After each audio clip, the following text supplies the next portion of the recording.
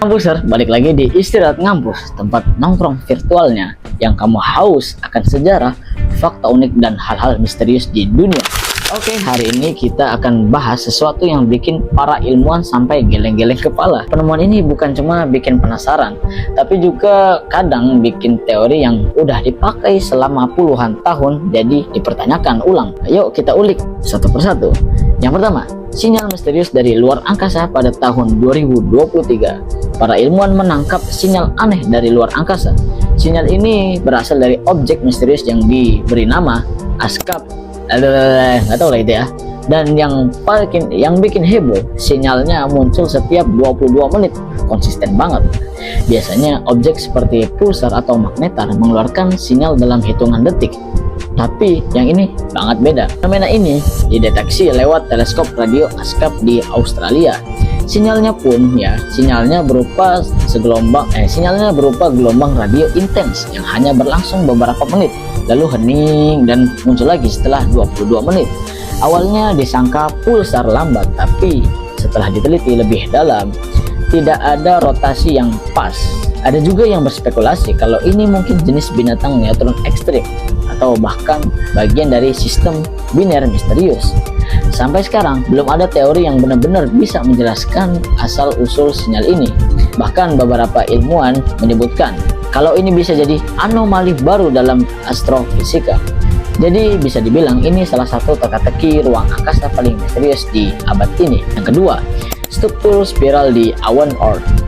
Nampuser, pernah nggak dengar soal awan Oort? Oke, ini gue jelasin ya. Awan Oort adalah wilayah jauh di ujung tata surya, tempat berjuta-juta objek es dan komet tidur dalam keheningan. Selama ini, ilmuwan mengira awan Oort bentuknya kayak bola, simetris membungkus tata surya dari segala arah. Tapi di tahun 2023, saat para ilmuwan bikin simulasi buat pertunjukan planetarium, mereka nemuin sesuatu nih yang mengubah pemahaman itu.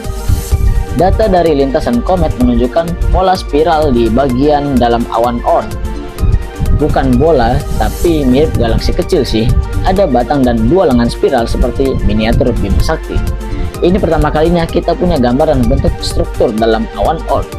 Temuan ini bisa membuka pemahaman baru tentang asal-usul komet dan mungkin tentang bagaimana materi dari luar angkasa surya bisa memasuki sistem kita. Bahkan ada yang bilang, jangan-jangan ada struktur tersembunyi yang selama ini kita anggap kosong. Lalu lanjut di nomor 3, ada oksigen gelap di dasar laut. Kita tahu oksigen itu penting buat kehidupan dan biasanya diproduksi lewat fotosintesis, ya kan?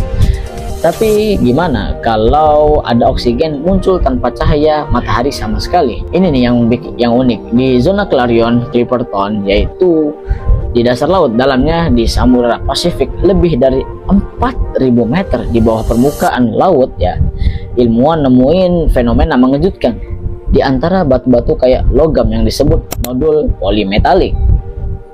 Mereka mendeteksi pelepasan oksigen dalam jumlah yang kecil sih, tapi yang bikin bingung ya, oksigen ini muncul tanpa proses biologis apapun dan juga tanpa terkena matahari secara langsung. Karena oksigen ini nggak bisa dilacak ke proses yang seperti biasanya yang dikenal sains. Para peneliti menyebutkan sebagai oksigen ini gelap. Temuan ini memunculkan teori baru bahwa mungkin ada reaksi kimia ya atau mineral tertentu yang bisa melepaskan oksigen secara non-biologis. Dan yang lebih mind-blowing, ini berarti kehidupan kita ada di tempat gelap total seperti bulan Europa atau Enceladus milik Jupiter dan Saturnus yang punya lautan di bawah es. Lalu nomor 4, danau lava raksasa di Lo.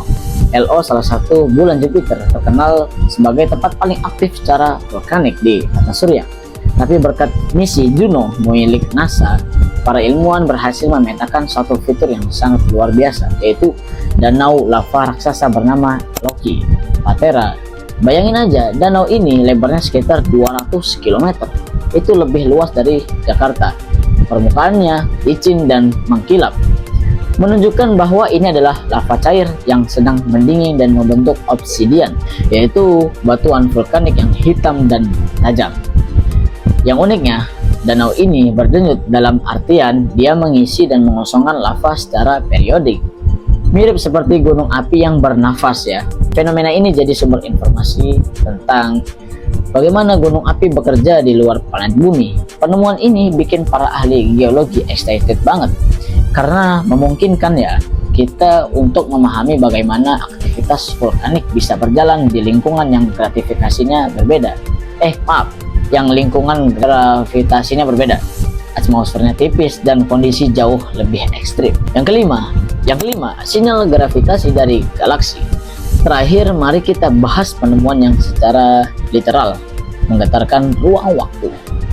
Pada tahun 29 Juni 2023, para ilmuwan dari proyek Nanograph, yaitu North American atau Observatory for Gravity, mengumumkan bahwa mereka berhasil mendeteksi gelombang gravitasi frekuensi rendah. Ini beda dari gelombang gravitasi yang biasanya dilakukan oleh LIGO yang sifatnya singkat dan cepat. Gelombang gravitasi ini seperti gumaman latar belakang dari tabrakan lubang hitam supermasif di seluruh alam semesta. Dan frekuensinya pun ya sangat rendah. Butuh bertahun-tahun untuk satu siklus penuh.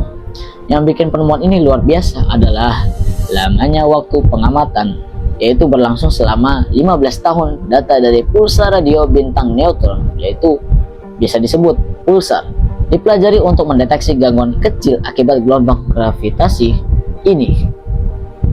Ini semacam GPS kosmik yang super sensitif ya.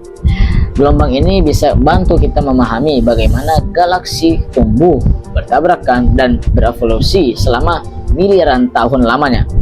Penemuan ini juga membuka jalan buat studi lebih lanjut soal alam semesta, bahkan mungkin tentang teori baru dalam fisika kuantum dan relativitas umum. Nah itu dia Ngampusar, 5 penemuan yang bikin para ilmuwan ya gak cuman bengong, tapi juga harus merombak ulang teori-teori yang selama ini mereka percaya dan memahaminya. Mana penemuan yang paling bikin kamu merinding? Tulis di kolom komentar ya. Like, subscribe, dan share video ini jikalau kamu ingin mengajak teman-temannya menonton video ini. Oke, seperti biasa gue pamit dulu karena ada kelas. Sampai ketemu di video berikutnya bareng istirahat ngampus. Stay critical, oke, Ngampusar. Yes.